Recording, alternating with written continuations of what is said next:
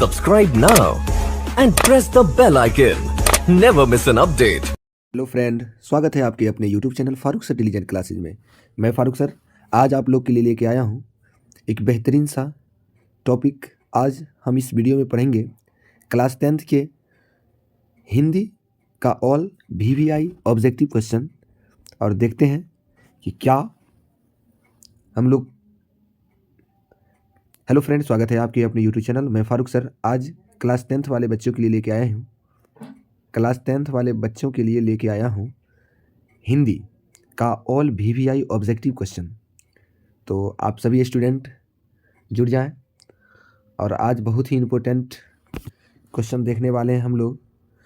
तो चलिए बिना देर किए हम पूरे 100 क्वेश्चन का आज रीडिंग करते हैं और उसका आंसर सहित, और कुछ क्वेश्चन का आंसर ऐसे आप लोग जानते भी होंगे तो आप लोग जो है कमेंट्स करते रहेंगे। बेहतरीन तरीक़ा से आप लोग भी एकदम जुड़े रहें, अपने दोस्तों तक भी इसको शेयर कर दें, जो भी आपके मित्रगण हैं जो इस बार 2023 में मैट्रिक का एग्ज़ाम दे रहे हैं। तो सबों के लिए काफ़ी इम्पोर्टेंट ये रहेगा क्लास 10th वाले स्टूडेंट के लिए। तो सबसे पहला क्वेश्चन इस प्रकार से दिया गया है, आप देख सकते हैं। पहला क्वेश्चन, श्रम विभाजन और जाति प्रथा के लेखक कौन है? तो भीमराव अम्बेडकर। एकदम याद रखने योग्य बातें। भीमराव अम्बेडकर का जन्म कब हुआ बताइए? कब हुआ? 1891 में। इनके माता जी का नाम भीमाबाई। ये सब ऑब्जेक्टिव से क्वेश्चन पूछे जाते हैं। चलिए अगला क्वेश्चन देखेंगे। BR नारायण किस कहानी का अनुवादक है ना? BR नारायण जो है वो किस कहानी के अनुवादक है? तो वो हो जाएगा दही वाली मंगम्मा। ठीक है, नेक्स्ट क्वेश्चन देखते हैं। भारत से हमने क्या सीखा है ना? जर्मन भाषा से हिंदी भाषा में रूपांतरण किसने किया है ना? ये रूपांतरण जो है किसने किया था जर्मन भाषा से हिंदी भाषा में? असलियत में ये जर्मन भाषा में है। भारत से हमने क्या सीखा, ये जर्मनी के लोग जो हैं बोले थे, तो जर्मन भाषा में इसका अनुवाद मतलब ये लिखा हुआ था। तो इसको हिंदी में किसने रूपांतरित किया? तो चलिए इसका चारों ऑप्शन देख लेते हैं। ऑप्शन इस प्रकार से दिया गया है। हजारी प्रसाद द्विवेदी है, अमृतलाल नागर है, मैक्स मुलर और भवानी शंकर त्रिवेदी। तो इसका सटीक आंसर हो जाएगा भवानी शंकर त्रिवेदी। इन्होंने जो है भारत से हमने क्या सीखा को संस्कृत से हिंदी में अनुवाद किए। अगला क्वेश्चन, क्वेश्चन नंबर 4 इस प्रकार से दिया गया है। पहले दक्षिण भारत की नागरी लिपि कौन था? क्या कहलाती थी? दक्षिण भारत की नागरी लिपि जो है वो क्या कहलाती? तो क्या हो जाएगा? नंदी नगरी। नंदी नगरी जो है इसका सटीक आंसर हो जाएगा। चलिए आगे बढ़ रहे हैं। और यदि आप लोग इस क्वेश्चन का आंसर जानते होंगे तो आप ज़रूर इसको जो है आंसर आप कमेंट्स करते रहें, जिससे ज़्यादा बेहतरीन लगेगा। हम भी सोचेंगे कि आप लोग भी जिंदा दिली का सबूत दे रहे हैं। तो क्वेश्चन नंबर 5, देवताओं के राजा इंद्र का वज्र किस मुनि की हड्डी से बना है ना? देवताओं का राजा इंद्र का वज्र जो है किस मुनि की हड्डी से बना हुआ है? तो इसका आंसर क्या हो जाएगा? दधीची है ना? दधीची इसका राइट आंसर हो जाएगा। अगला क्वेश्चन है, हिंदी भाषा की लिपि क्या है? हिंदी भाषा की कौन सी लिपि है? तो हिंदी भाषा की तो देवनागरी लिपि है। हिंदी भाषा की देवनागरी लिपि हो जाएगी। चलिए आगे बढ़ रहे हैं। अगला क्वेश्चन इस प्रकार से है। हिंदुस्तानी डांस म्यूजियम एकेडमी ये है कहाँ है ना? तो ये इसका आंसर हो जाएगा दिल्ली में है, अभी भी जो है दिल्ली में विद्यमान है। उसके बाद है, संतू का बाल कौन संवार रहा था? संतू का जो बाल है वो उसकी कौन संभाल रही थी? तो उसकी दीदी जो है, संतू की दीदी है ना, उसको क्या कर रही थी? बाल संभाल रही थी। चलिए अगला क्वेश्चन, आबिन्यो पाठ का लेखक कौन है? तो आबिन्यो पाठ का लेखक हो जाएगा अशोक वाजपेयी, और इसका अशोक वाजपेयी राइट आंसर होगा। चलिए आगे बढ़ रहे हैं। आबिन्यो किस नदी के किनारे स्थित है? आबिन्यो जो है वो किस नदी के किनारे स्थित है? तो इसका हो जाएगा रोन नदी। रोन नदी के किनारे जो है आबिन्यो स्थित है। फिर अगला क्वेश्चन है, मछली कहानी किस वर्ग का चित्रण करता है? तो ये निम्न मध्य वर्गीय परिवार का वर्णन करता है, निम्न मध्य वर्गीय परिवार का वर्णन करता है। फिर आगे बढ़ा जाए, इस क्वेश्चन है, शहनाई बनाने के लिए जो है किस घास का प्रयोग किया जाता है? शहनाई बनाने के लिए जो है नरकट के घास का प्रयोग किया जाता है। नरकट इसका सटीक आंसर हो जाएगा। तो चलिए आगे बढ़ रहे हैं। आविन्यो क्या है? देखिए आविन्यो से बहुत ज़्यादा क्वेश्चन एग्जाम में भी रहते हैं, आविन्यो से रहते हैं 4-5 क्वेश्चन भी, 2-3 प्लस ही रहते हैं। तो आविन्यो क्या है? तो इसका सटीक आंसर हो जाएगा प्राचीन शहर है। आविन्यो एक प्राचीन शहर है, पुराना शहर है। ठीक है, चलिए आगे बढ़ते हैं। गुरु नानक की रचनाओं की संग्रह को क्या कहा जाता है ना? तो वो कहा जाता है गुरु ग्रंथ साहिब, है ना। गुरु नानक द्वारा जो रचना किया गया है उसी का नाम क्या हो गया? गुरु ग्रंथ साहिब। गुरु ग्रंथ साहिब जो है, जो रचना किए थे, इसी को गुरु कौन मान लिया था? गुरु गोविंद सिंह। और ये सिख धर्म के गुरु थे। कौन धर्म के? सिख धर्म के। गुरु नानक किस धर्म के गुरु थे? सिख धर्म के गुरु थे। और सिख धर्म के अंतिम गुरु कौन था? तो गुरु गोविंद सिंह। गुरु गोविंद सिंह, गुरु गोविंद सिंह। ठीक है, आगे बढ़ा जाए। निम्न में से किस कृति कौन सी कृति जो है रसखान की नहीं है? तो देखिए रसखान की जो है ये प्रेम फुलवारी जो है ना, ये नहीं है। हाँ, प्रेम वाटिका है, प्रेम वाटिका है। सुजान रसखान ये भी है ना। अठसधाम ये भी है। चलिए, थोड़ा सा सर्दी के कारण गला पूरा भारी हो चुका है। चलिए कोई नहीं, अगला क्वेश्चन देख लेते हैं। घनानंद किस काल के कवि है? घनानंद जो है वो किस काल कवि है? तो रीति काल के कवि है। घनानंद रीति काल के कवि है। और फिर अगला क्वेश्चन इस प्रकार से देखने को मिलेगा आपको, प्रेमघन जी का अपना आदर्श, प्रेमघन जी जो है अपना आदर्श किसे मानते हैं? तो ये जो है भारतेंदु हरिश्चंद्र को अपना आदर्श मानते हैं। चलिए अगला क्वेश्चन देख लेते हैं। अगला क्वेश्चन इस प्रकार से कह रहा है, महाभारत कविता है ना कवि के किस ग्रंथ महाग्रंथ से संकलित है? मतलब महाभारत कविता वो किस ग्रंथ से लिया गया है? तो इसका आंसर हो जाएगा ग्राम्य, है ना, ग्राम्य। फिर अगला क्वेश्चन है, रामधारी सिंह दिनकर किसके अनुसार, रामधारी सिंह के अनुसार जो है जनतंत्र, है ना, जनतंत्र का देवता कौन है? मतलब जनतंत्र का जो है देवता कौन है? तो क्या हो जाएगा? किसान मजदूर हो जाएंगे, है ना। रामधारी सिंह दिनकर के अनुसार जो है किसान मजदूर को क्या बोले? जनतंत्र का देवता बोले। अगला क्वेश्चन 22 इस प्रकार से आप देख रहे होंगे, जापान के हिरोशिमा नामक पर अणु बम किसने गिराया था? तो अमेरिका कब गिराया था? 1945 में गिराया था, है ना। अमेरिका जापान के बीच जो है द्वितीय विश्व युद्ध रहा था, द्वितीय विश्व युद्ध, है ना, कब हुआ था? 1939 में शुरू हुआ था और 1945 में ही बम गिराने के बाद ही ये शांत हो पाया। कुल मिलाकर 2 बम गिराया गया था, है ना, 2 परमाणु बम का उपयोग किया गया था। सबसे पहले परमाणु बम का उपयोग भी किया गया था तो जापान के हिरोशिमा पर, और उसके बाद फिर नागासाकी पर, हिरोशिमा नागासाकी। चलिए आगे बढ़े जाए। हाँ, कुंवर नारायण को निम्नलिखित में कौन सा पुरस्कार मिला था? कुंवर नारायण जो थे उनको कौन सा पुरस्कार मिला था? उसको जो है लोहिया सम्मान पुरस्कार उनको मिला था, लोहिया, है ना। थोड़ा सा इसमें हमको कन्फ्यूजन लग रहा है ना। आप लोग इसका कमेंट्स में लिख दें कि क्या ये बिल्कुल सही है या इसमें से कोई और होगा, है ना। थोड़ा आप देख लीजिएगा, हम थोड़ा कन्फर्म नहीं है इस क्वेश्चन पे, हो जाता है, माइंड है, मिस्टेक हो जाती है। आगे बढ़ रहे हैं। BR नारायण जो है किस कहानी का अनुवाद करता है? अनुवाद किया है किस कहानी का? BR नारायण। और ये तो क्वेश्चन अभी तुरंत बताए थे ना, क्या हो जाएगा? दही वाली मंगम्मा जो है इसका डी आंसर हो जाएगा। ठीक है, आगे बढ़ते हैं। ढहते विश्वास किस कहानी, ढहते जो विश्वास है ये किस राज्य को जो है ना बाढ़ और सूखा से प्रभावित मतलब दिखा रहा है? ढहते विश्वास में किसको मतलब दिखा रहा है कि ये बाढ़ और सुखाड़ से क्या था? प्रभावित था। तो इसका आंसर हो जाएगा उड़ीसा के बारे में जो है बताया जा रहा है। फिर अगला क्वेश्चन है, ढहते विश्वास जो है कहानी, ढहते विश्वास कहानी में कौन स्वयंसेवी दल के साथ बांध की मरम्मत कराई थी? कौन है जो स्वयंसेवी दल के साथ जो है बांध की मरम्मत कराई थी? तो उसका आंसर हो जाएगा गुणनिधि जो है इन्होंने मरम्मत कराई थी बांध का, है ना। फिर अगला क्वेश्चन है माँ कहानी किस लेखक द्वारा रचित है। तो माँ जो कहानी है उस कहानी का लेखक हो जाएगा ईश्वर, है ना, पटलीकर, है ना, ईश्वर पटलीकर। माँ कहानी का लेखक कौन हो जाएगा? ईश्वर पेटलीकर। चलिए आगे बढ़ रहे हैं।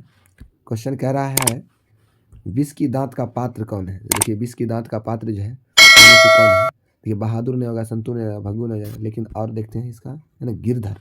जी हाँ, गिरधर जो है इस पात्र का लेखक है। गिरधर कौन था, है ना, गिरधर उसका मतलब जो सेन साहब के जो थे ना, सेन साहब के वही था जो मतलब वो जो है कारखाना में रहते थे, है ना, उसी का, इसी का बेटा जो था मदन, वो खोखा पर जो है, खोखा का 2 विष का दांत जो तोड़ दिया था। आप लोग को कहानी याद ही होगा, है ना।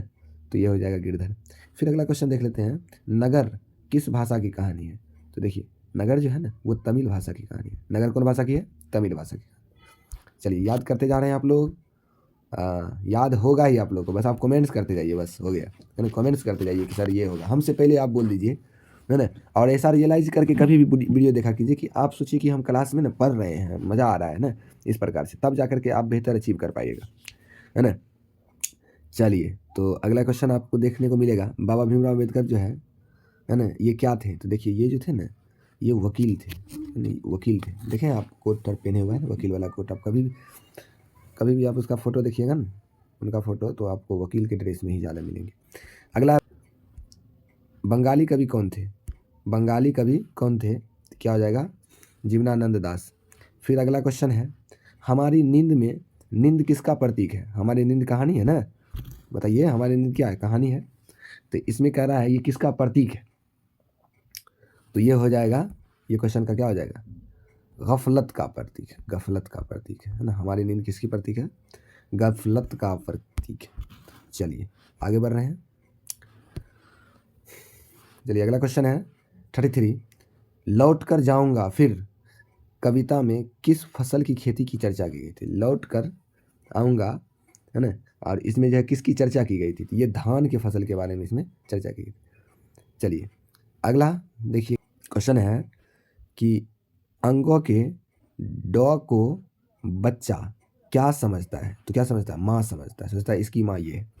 चलिए अगला क्वेश्चन है, मेरे बिना तुम प्रभु कविता की कृपा दृष्टि कहाँ विश्राम करती है। मेरे बिना तुम प्रभु की कृपा दृष्टि जो है वो कहाँ, ये क्वेश्चन बहुत इंपॉर्टेंट है ना। तो कवियों के कपालों पर जो है विश्राम करता है। और फिर अगला क्वेश्चन है, अक्षर ज्ञान खालिस बेचैनी में कौन है। देखिए अक्षर ज्ञान में जो है कविता है, तो वो खालिस बेचैनी कौन है। देखिए अक्षर ज्ञान कविता आप लोग याद रख लीजिएगा, याद कर लीजिएगा, जिससे आपको पता चले। देखिए ख से खरगोश खालिस बेचैनी याद रखिएगा, क से कबूतर फुदक जाता है, ऐसे याद रखिएगा, है ना। कविता इसे याद रखना पड़ेगा। अगला क्वेश्चन है, मूल ध्वनि किसके टुकड़े नहीं किया जाता है। मतलब मूल ध्वनि किसके टुकड़े नहीं किया जाता, वर्ण का टुकड़ा जो है, हाँ, मूल ध्वनि जिसके टुकड़े नहीं किया जा सकता तो वो हो जाएगा वर्ण, वर्ण का टुकड़ा नहीं किया जा सकता है। अगला क्वेश्चन है, जेठानी का पुल्लिंग क्या हो जाएगा, है ना। जेठानी का जो पुल्लिंग हो जाएगा वो हो जाएगा जेठ, है ना। ज्येष्ठ नहीं हो जाएगा, ज्येष्ठ, ज्येष्ठ नहीं होगा, जेठ, है ना, जेठ से जेठानी। चलिए अगला क्वेश्चन देखेंगे, अगला क्वेश्चन देखेंगे, वह जन्म से भिखारी है ना। वह जन्म से क्या है? भिखारी है। तो ये कैसा मतलब वाक्य है। तो देखिए मतलब ये वाक्य में संबंध बता रहा है, मतलब जन्म का संबंध बता रहा है, भिखारी से जन्म का संबंध बता रहा है, तो ये संबंध हो जाएगा। फिर अगला क्वेश्चन है 40 में, है ना, मोहन घर पहुंच गया। इसमें पहुंच गया जो है, पहुंच गया ये क्या है ना, ये कैसा शब्द है पहुंच गया। तो इसका आंसर हो जाएगा संयुक्त वाक्य। कौन सा वाक्य है? संयुक्त वाक्य हो जाएगा, संयुक्त वाक्य। चलिए अब आगे बढ़ा जाए। जी सर आगे बढ़ा जाए। चलिए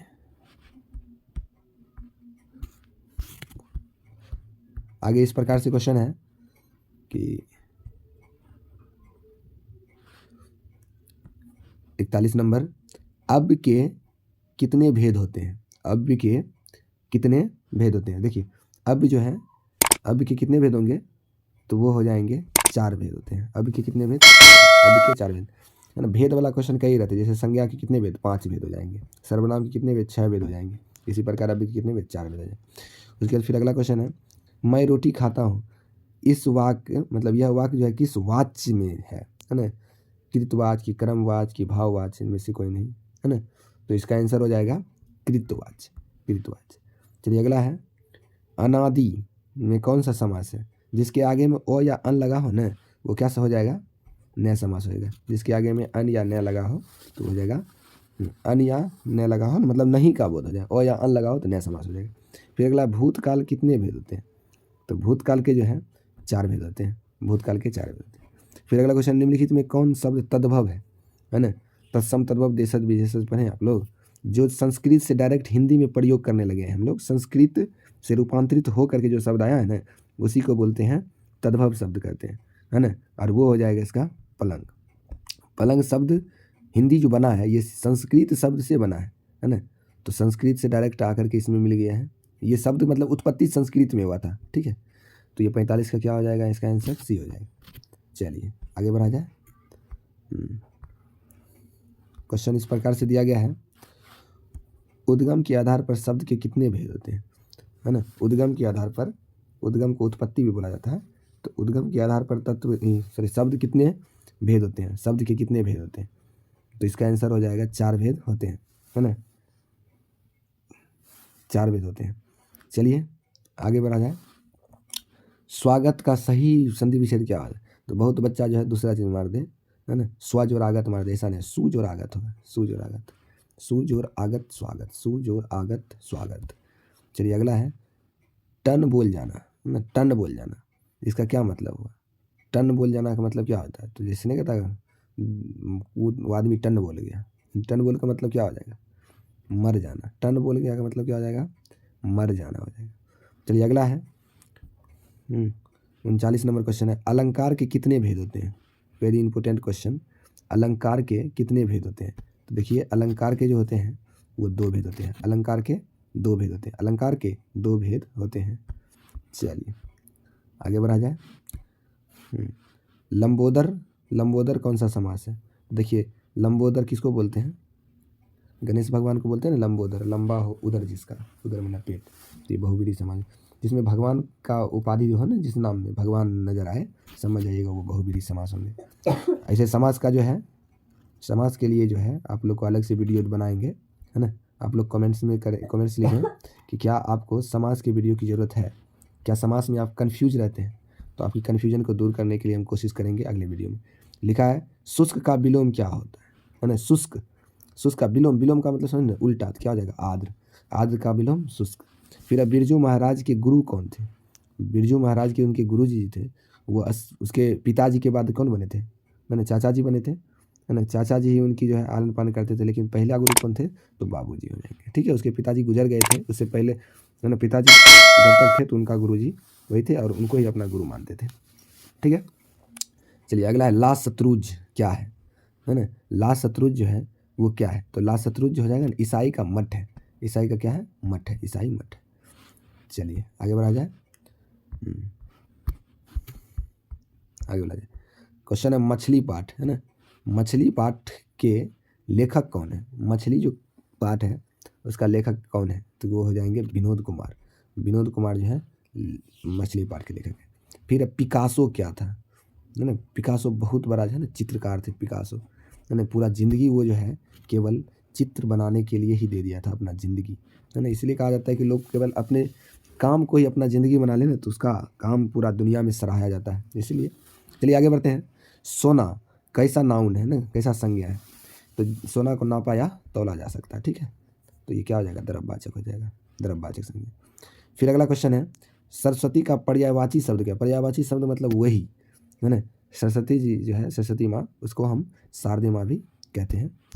चलिए फिर अगला क्वेश्चन देखेंगे इस प्रकार से, अनुसरण में कौन सा उपसर्ग है ना।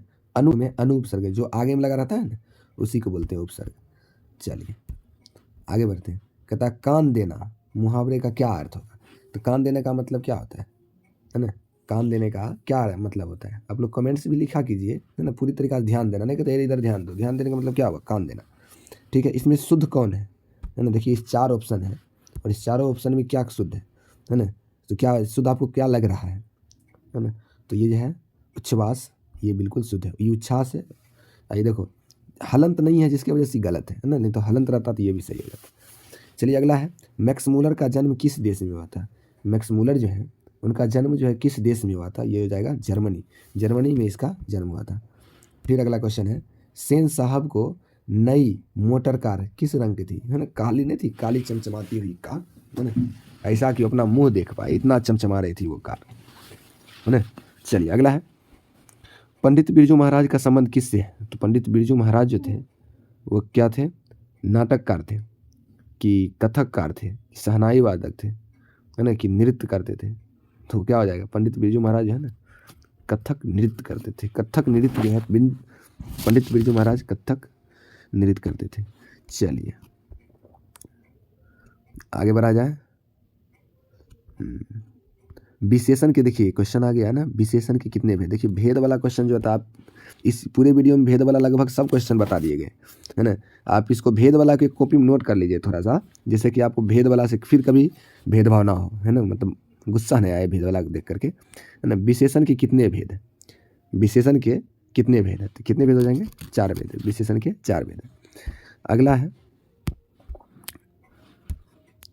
अगला क्वेश्चन है सावरदैया, है ना। सावरदैया जो है वो मतलब डैश भाषा के एक प्रमुख, है ना, कहानीकार थे। सावरदैया किस भाषा के जो है ना कहानीकार थे, कहानीकार। तो ये जो हो जाएंगे आंसर इसका राजस्थानी भाषा, है ना। राजस्थानी भाषा के ये जो है सावरदैया राजस्थानी भाषा की एक कहानीकार थी। फिर अगला क्वेश्चन है, सीता, है ना, के कितने बेटे थे? सीता जो थी, सीता के कितने बेटे थे? तो 3 बेटे थे, सीता के 3 बेटे थे। फिर है, माँ जी अस्पताल को क्या समझती थी? माँ जी जो है वो अस्पताल को क्या समझती थी? तो गौशाला समझती थी, है ना। माँ जी जो है ना समझती थी कि वहाँ आदमी को ऐसे ही छोड़ दिया जाता है, उसमें पे ध्यान नहीं दिया जाता है ना, ऐसा वो समझ रही थी। चलिए क्वेश्चन है, मीनाक्षी मंदिर कहाँ है? मीनाक्षी जो मंदिर है वो मीनाक्षी मंदिर है तो कहाँ है? ऑप्शन देखिए, बिहार है, राजस्थान है, पंजाब है, तमिलनाडु है ना। तो इसका आंसर हो जाएगा तमिलनाडु।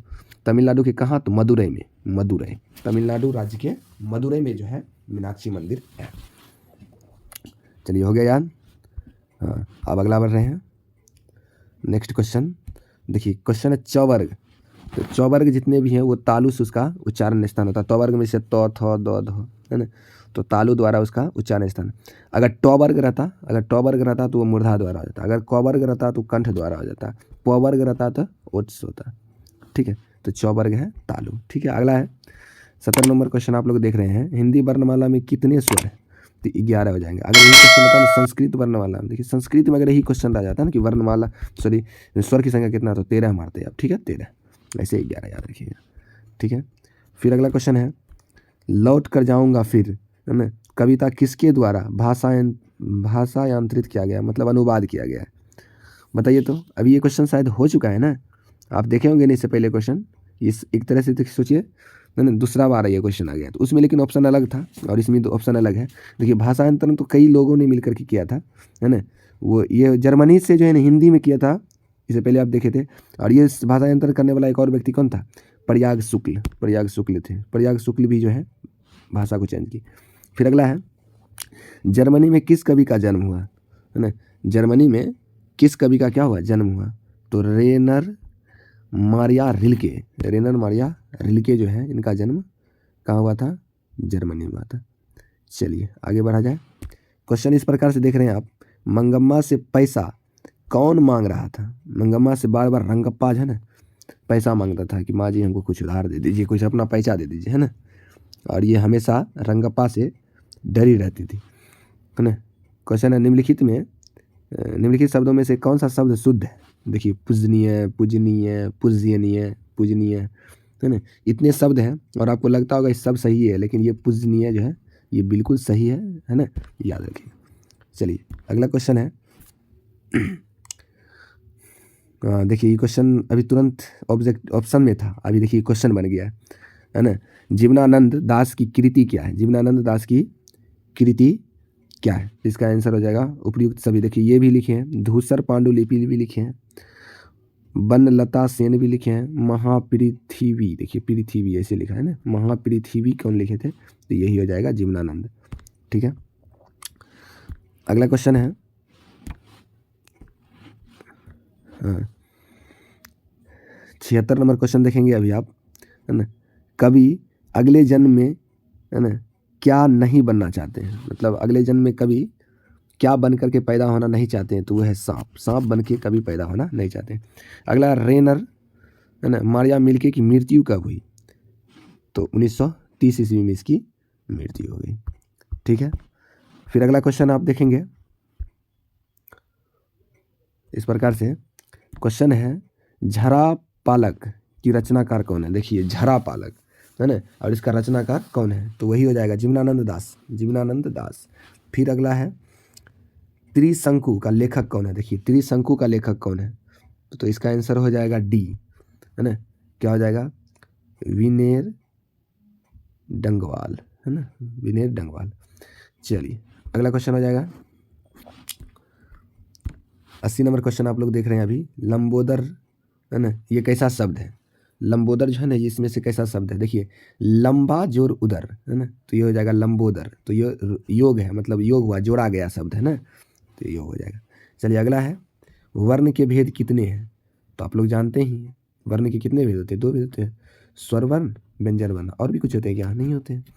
चलिए अगला है 82, पवित्र का संधि विच्छेद क्या होता है, तो पवित्र का हो जाएगा पोज और इत्र, क्या हो जाएगा, पोज और इत्र। देखिए संधि और समास का अलग से हम आप लोग को वीडियो लेकर के जल्द ही आ रहे हैं, आपको पूरा कन्फ्यूजन ही दूर कर देंगे, है ना। चलिए अगला क्वेश्चन, दही वाली मंगम्मा पाठ का जो है ना लेखक कौन है, दही वाली मंगम्मा पाठ का लेखक कौन है, तो वो क्या हो जाएगा, श्रीनिवास जी हैं, श्रीनिवास जी हैं दही वाली मंगम्मा, श्रीनिवास जी। अगला है एक वृक्ष की हत्या पाठ में जो है वृक्ष किसकी भूमिका निभाती थी, चौकीदार की भूमिका निभाती है ना, चौकीदार की तरह खड़ा रहता है। चलिए अगला क्वेश्चन है, अभी देखिए ऑप्शन में क्वेश्चन यही था, है ना, वीरेन गढ़वाल, है ना, द्वारा रचित पाठ कौन सा है ना, इन्होंने कौन सा पाठ लिखा, तो वो लिखा है हमारी नींद, इन्होंने हमारी नींद लिखा। अगला क्वेश्चन है पंत की कृति है ना, पंत जी जो है उनकी कृति इनमें से कौन है ना। 4 ऑप्शन इसमें दिया गया है, बीना, गुंजन, युगांत, तो इसका सही आंसर हो जाएगा इनमें सभी, क्योंकि ये सभी जो है पंत जी ने लिखे। अगला है तरुतल का अर्थ क्या होता है, तरुतल का अर्थ होता है वृक्ष के नीचे, वृक्ष के नीचे, तरु का मतलब वृक्ष, तल माने नीचे, है ना, वृक्ष के नीचे। चलिए अगला आप देखेंगे रामधारी सिंह दिनकर, है ना, का जन्म कब हुआ था। ये बहुत इंपॉर्टेंट क्वेश्चन है, कई बार कंपटीशन में भी ये पूछ देता है, रामधारी सिंह दिनकर का जो है जन्म कब हुआ था, है ना। रामधारी सिंह दिनकर का जन्म कब हुआ था, तो इसका आंसर हो जाएगा 23 सितंबर 1908 में इसका जन्म हुआ था, 23 सितंबर 1908 में इसका जन्म हुआ था। फिर अगला क्वेश्चन आप लोग इसका आंसर खुद बताइए, था अभी हम बताए थे, वीडियो में ही हम बताए हैं, है ना, इससे पहले सर्वनाम के कितने भेद होते हैं, है ना। फिर अगला क्वेश्चन है धते विश्वास जो है कहाँ से उद्दिष्ट है, मतलब धते विश्वास जो है कहाँ से लिया गया है, तो इसका आंसर हो जाएगा उड़िया की चर्चित कहानी से, है ना, ये उड़िया की जो है ना चर्चित कहानी है ये धते विश्वास, मतलब ये उड़ीसा के जो है बाढ़ और सुखाड़ पे नहीं ये कहानी लिखा गया था। अगला है मंगम्मा की बहू कौन थी, है ना, मंगम्मा की जो थी बहू उसका क्या नाम था, तो मंगम्मा की बहू का नाम था नंजम्मा, नजम्मा, नजम्मा। ठीक है, अगला क्वेश्चन है माँ कहानी का अनुवाद किसने किया था, है ना, अनुवाद में मतलब दूसरे भाषा में रूपांतरित करना, कोई अनुवाद करना कहते हैं, तो वो गोपाल दास नागर जी जो है इन्होंने अनुवाद किया था। अगला पप्पाती को क्या हो गया था, है ना, डैश हो गया था, पप्पाती को कौन सा ऐसे रोग हो गया था, तो उसका हो गया था मोनिनजाइटिस का रोग होता है, मोनिनजाइटिस का रोग हो गया। ठीक है, अगला क्वेश्चन सुमित्रानंद पंथ का जन्म कब हुआ था, है ना, सुमित्रानंद पंथ का जन्म 1900 पूरे 1900 में याद रखिएगा, 1900 में इनका जन्म हुआ था। फिर अगला है राहु, है ना, राहु से जो है क्या ग्रसित है ना, राहु से क्या ग्रसित है, तो वो क्या हो जाएगा सरदेंदु, सरदेंदु। ठीक है, अगला क्वेश्चन है 36 पद्म विभूषण से सम्मानित किया गया था, किनको पद्म विभूषण सम्मान से जो है सम्मानित किया गया था, तो इसका आंसर हो जाएगा दिनकर जी को। दिनकर जी को बहुत ज़्यादा कविताएं हैं, इधर उधर पढ़े हैं, बहुत हैं, इंटर में भी पढ़ने को मिलेगा आप लोगों को, है ना। चलिए आगे बढ़ते हैं 97 उत्तर छायावाद के प्रमुख कवि कौन थे? तो वही दिनकर जी है ना। उत्तर छायावाद के प्रमुख कवि। छायावाद समझते हैं। अगला क्वेश्चन है, भारत माता कहाँ बसा करती है ना? तो भारत माता जो है गांव में बसा करती है। असली भारत गांव में ही कहा जाता है। असली भारत कहाँ है? तो गांव में। फिर नाखून का इतिहास कहाँ मिलता है ना? तो नाखून का जो इतिहास है वो कामसूत्र में मिलता है। नाखून का इतिहास कामसूत्र में मिलता है। फिर अगला अंत है ना, 100 नंबर क्वेश्चन है, मुलर बचपन से ही डैश भाषा में, मतलब कौन सी भाषा में जो है निपुण हो गए थे? मतलब अपने बच्चे, मतलब बचपन की एज में देखिए कौन सा भाषा में पूरा निपुण, निपुण का मतलब पूरा बहुत ज़्यादा जानकारी प्राप्त कर लेना, तो वो जो है ग्रीक भाषा और लैटिन, ये दोनों भाषा में जो है ये निपुण ज्ञान हो गए थे, है ना। अभी आप लोग को हम एक क्वेश्चन दिए हैं, है ना। एक क्वेश्चन आप लोग को दिए थे, सर्वनाम के कितने भेद होते हैं, है ना। इतना क्वेश्चन में आप लोग को सर्वनाम के कितने भेद होते हैं ये बताए थे।